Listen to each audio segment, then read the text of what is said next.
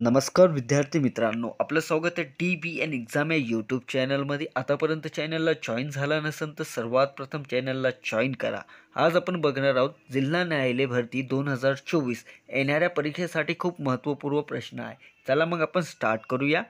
प्रश्न क्रमांक 1, महाराष्ट्र राज्याचा पहिला इलेक्ट्रॉनिक मॅन्युफॅक्चर क्लस्टर कुठे तयार होणार आहे?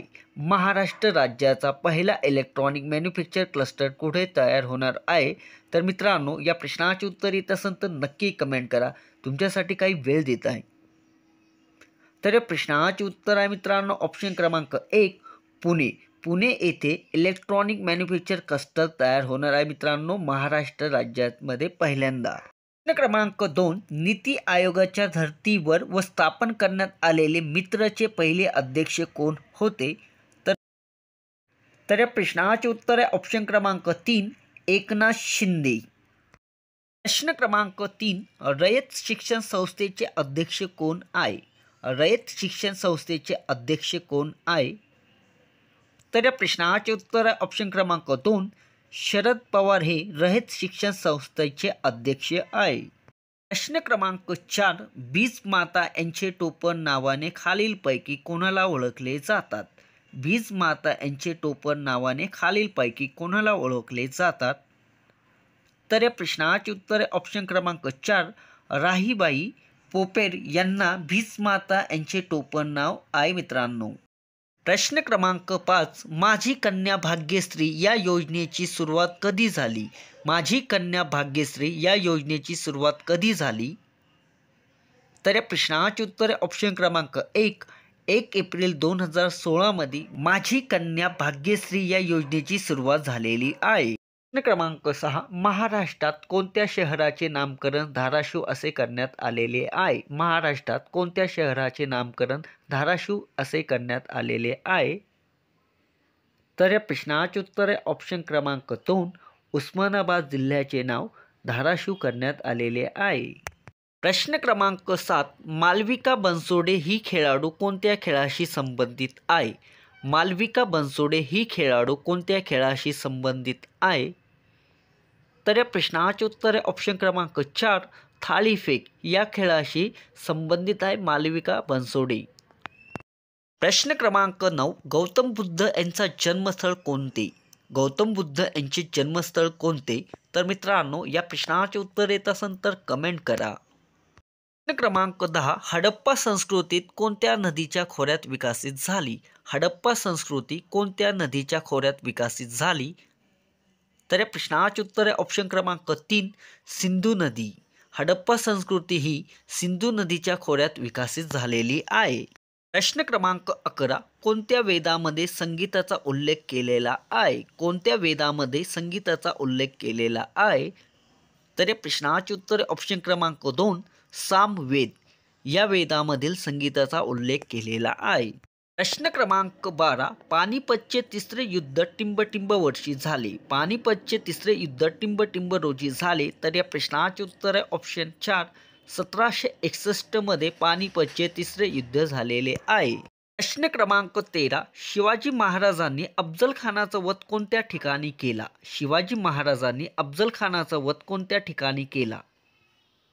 तर या प्रश्नाचे उत्तर आहे ऑप्शन क्रमांक 2, प्रतापगड. शिवाजी महाराजांनी अफजल खानाचा वध हा प्रतापगडापाशी केलेला आहे. प्रश्न क्रमांक 14, प्लासीची लढाई खालीलपैकी कोणत्या वर्षी झाली? प्लासीची लढाई खालीलपैकी कोणत्या वर्षी झाली? तर या प्रश्नाचे उत्तर आहे ऑप्शन क्रमांक 2, 1857 मध्ये प्लासीची लढाई झालेली आहे. प्रश्न क्रमांक 14, मुळशी सत्याग्रहाचे नेतृत्व कोणी केले होते? मुळशी सत्याग्रहाचे नेतृत्व कोणी केले होते? तर या प्रश्नाचे उत्तर आहे ऑप्शन क्रमांक 3, सेनापती बापट यांनी मुळशी सत्याग्रहाचे नेतृत्व केलेले आहे. प्रश्न क्रमांक 15, सविनय कायदेभंग चळवळीला कालावधी टिंबटिंब आहे? सविनय कायदेभंग चळवळीला कालावधी टिंबटिंब आहे. तर या प्रश्नाचे उत्तर आहे ऑप्शन क्रमांक 2, 1930 ते 34. सविनय कायदेभंग चळवळीला कालावधी हा 1930 ते 34 आहे. प्रश्न क्रमांक 16, दुसरी गोलमेज परिषद झाली टिंबटिंब साली भरली? दुसरी गोलमेज परिषद झाली टिंबटिंब साली भरली? तर या प्रश्नाचे उत्तर आहे ऑप्शन क्रमांक 4, 1931 मध्ये दुसरी गोलमेज परिषद भरलेली आहे. प्रश्न क्रमांक 17, टिंबटिंब यांनी भारतात इंग्रजी शिक्षणाचा पाया घातलेला आहे. टिंबटिंब यांनी भारतात इंग्रजी शिक्षणाचा पाया घातलेला आहे. तर या प्रश्नाचे उत्तर तुम्हाला येत असेल तर नक्की कमेंट करायला विसरू नका. प्रश्न क्रमांक 18, सेवा सदन ही संस्था कोणी स्थापन केली? सेवा सदन ही संस्था कोणी स्थापन केलेली आहे? तर या प्रश्नाचे उत्तर आहे ऑप्शन क्रमांक 2, रमाबाई रानडे यांनी सेवा सदन ही संस्था स्थापन केलेली आहे. प्रश्न क्रमांक 19, ब्राह्मो समाजाची स्थापना कोणी केली? ब्राह्मो समाजाची स्थापना कोणी केली?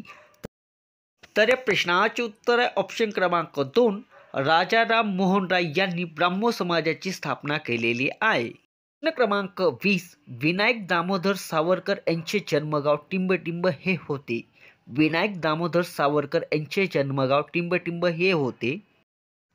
तर या प्रश्नाचे उत्तर ऑप्शन क्रमांक 1, भगूर. विनायक दामोदर सावरकर यांचे जन्मगाव हे भगूर आहे.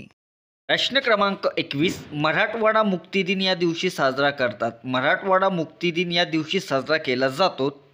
तर या प्रश्नाचे उत्तर ऑप्शन क्रमांक 2, 17 सप्टेंबर रोजी मराठवाडा मुक्तीदिन म्हणून साजरा केला जातो. प्रश्न क्रमांक 22, हैदराबाद स्टेट काँग्रेसची स्थापना कोणी केली? हैदराबाद स्टेट काँग्रेसची स्थापना कोणी केली? तर या प्रश्नाचे उत्तर ऑप्शन क्रमांक 1, स्वामी रामानंद तीर्थ यांनी हैदराबाद स्टेट काँग्रेसची स्थापना केलेली आहे. प्रश्न क्रमांक 23, माझे सत्याचे प्रयोग हे आत्मचरित्र कोणी लिहिलेले आहे? माझे सत्याचे प्रयोग हे आत्मचरित्र कोणी लिहिलेले आहे? तर या प्रश्नाचे उत्तर ऑप्शन क्रमांक 1, महात्मा गांधी यांनी माझे सत्याचे प्रयोग हे आत्मचरित्र लिहिलेले आहे. प्रश्न क्रमांक 24, द प्रॉब्लेम ऑफ रुपी हा ग्रंथ कोणी लिहिला? द प्रॉब्लेम ऑफ रुपी हा ग्रंथ कोणी लिहिला? तर या प्रश्नाचे उत्तर आहे मित्रांनो ऑप्शन क्रमांक 1, डॉक्टर बाबासाहेब आंबेडकर यांनी द प्रॉब्लेम ऑफ रुपी हा ग्रंथ लिहिलेला आहे. प्रश्न क्रमांक 25, विद्युत प्रवाह मोजण्याचे एकक कोणते? विद्युत प्रवाह मोजण्याचे एकक कोणते? तर या प्रश्नाचे उत्तर ऑप्शन क्रमांक 3, एम्पियर हे विद्युत प्रवाह मोजण्याचे एकक आहे. प्रश्न क्रमांक 26, ध्वनीचा वेग खालीलपैकी कोणत्या पदार्थामध्ये जात असतो? ध्वनीचा वेग खालीलपैकी कोणत्या पदार्थामध्ये जात असतो? तर या प्रश्नाचे उत्तर ऑप्शन क्रमांक 2, अल्युमिनियम. ध्वनीचा वेग हा अल्युमिनियम या पदार्थामध्ये जात असतो. प्रश्न क्रमांक 27, महाराष्ट्रात विधिमंडळाचे हिवाळी अधिवेशन टिंबटिंब येथे होते. महाराष्ट्रात विधिमंडळाचे हिवाळी अधिवेशन टिंबटिंब येथे होते. तर या प्रश्नाचे उत्तर ऑप्शन क्रमांक 2, नागपूरमध्ये होतात. महाराष्ट्र विधिमंडळाचे हिवाळी अधिवेशन हे नागपूर येथे होतात. प्रश्न क्रमांक 28, अंदमान निकोबार या केंद्रशासित प्रदेशाचे उच्च न्यायालय कोणते? अंदमान निकोबार या केंद्रशासित प्रदेशाचे उच्च न्यायालय कोणते? तर या प्रश्नाचे उत्तर ऑप्शन क्रमांक 1, कोलकाता. अंदमान निकोबार या केंद्रशासित प्रदेशाचे उच्च न्यायालय हे कोलकातामध्ये आहे. प्रश्न क्रमांक 29, भारतीय राज्यघटनेत कोणत्या कलमात निवडणूक आयोगाची तरतूद आहे? भारतीय राज्यघटनेत कोणत्या कलमात निवडणूक आयोगाची तरतूद आहे? तर या प्रश्नाचे उत्तर ऑप्शन क्रमांक 2, 324 कलमामध्ये भारतीय राज्यघटनेत कलम 324 निवडणूक आयोगाची तरतूद आहे. प्रश्न क्रमांक 30, पंचायत समितीचा सचिव कोण असतो? पंचायत समितीचा सचिव कोण असतो? तर या प्रश्नाचे उत्तर ऑप्शन क्रमांक 3, गट विकास अधिकारी हा पंचायत समितीचा सचिव असतो. प्रश्न क्रमांक 31, भारतातील सर्वाधिक स्त्रियाचे प्रमाण असलेले राज्य कोणती? भारतातील सर्वाधिक स्त्रियाचे प्रमाण असलेले राज्य कोणती?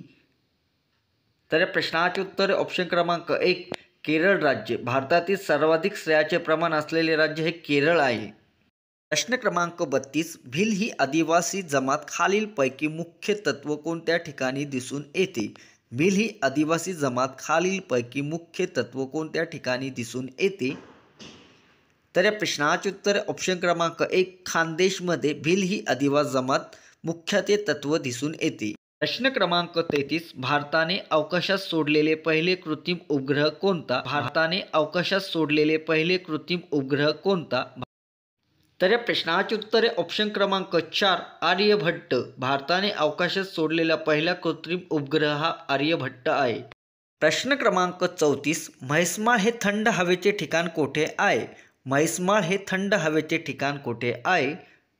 तर या प्रश्नाचे उत्तर आहे ऑप्शन क्रमांक 2 छत्रपती संभाजीनगरमध्ये म्हैसमाळ हे थंड हवेचे ठिकाण आहे. प्रश्न क्रमांक 25 भीमा नदीची सुरुवात कोणत्या तालुक्यात होती? भीमा नदीची सुरुवात कोणत्या तालुक्यात होती? तर या प्रश्नाचे उत्तर आहे ऑप्शन क्रमांक 1 आंबेगाव. भीमा नदीची सुरुवात ही आंबेगाव तालुक्यात होती. प्रश्न क्रमांक 36 कोयना नदी ही कोणत्या नदीची उपनदी आहे? कोयना नदी ही कोणत्या नदीची उपनदी आहे? तर या प्रश्नाचे उत्तर आहे ऑप्शन क्रमांक 2 कृष्णा नदी. कोयना नदी ही कृष्णा नदीची उपनदी आहे. प्रश्न क्रमांक 37 मराठी भाषेत एकूण किती व्यंजन आहे? मराठी भाषेत एकूण किती व्यंजन आहे? तर या प्रश्नाचे उत्तर आहे ऑप्शन क्रमांक 1 34. मराठी भाषेत एकूण 34 व्यंजने आहे. प्रश्न क्रमांक 38 खालीलपैकी भाववाचक नाम कोणती? खालीलपैकी भाववाचक नाम कोणती? तर या प्रश्नाचे उत्तर ऑप्शन क्रमांक 2 गुलामगिरी हे भाववाचक नाम आहे. प्रश्न क्रमांक 39 आती या शब्दाचा विरुद्धार्थी शब्द ओळखा. आती या शब्दाचा विरुद्ध शब्द ओळखा. तर या प्रश्नाचे उत्तर आहे ऑप्शन क्रमांक 2 अल्प. आती या शब्दाचा विरुद्ध शब्द आहे अल्प. प्रश्न क्रमांक 40 तो नेहमी उशिरा येतो या वाक्याचा काळ ओळखा. तो नेहमी उशिरा येतो या वाक्याचा काळ ओळखा. तर या प्रश्नाचे उत्तर आहे ऑप्शन क्रमांक 1 रीती वर्तमान काळ. तो नेहमी उशिरा येतो या वाक्याचा काळ आहे मित्रांनो रीती वर्तमान काळ. मित्रांनो आतापर्यंत तुमचे किती प्रश्नाचे उत्तर बरोबर आलेले आहे ते नक्की कमेंट करा. असेच नवीन नवीन व्हिडिओसाठी चॅनलला लाईक आणि सबस्क्रायबर करायला विसरू नका.